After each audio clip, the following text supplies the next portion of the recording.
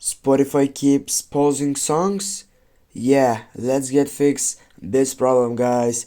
Firstly, what you need to do, just simply go up to your settings side on your right upper side. Then you need to go for data saver. As you can see on the data saver, this is turned off. If it's turned on, you need to make sure that it's turned off, and it can be a solution for it in just getting back to your settings on your phone and find for battery.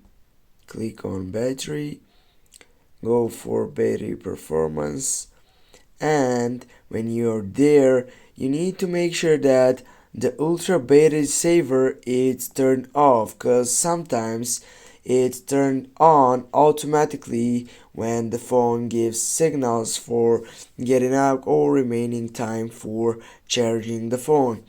Now guys, these two solutions are good, but also you have one more solution about it. You need to make sure that your Wi-Fi is connected, so in awesome figure out for a good connection. You need to make sure that the connection is very good, that everything is okay with the router in your area.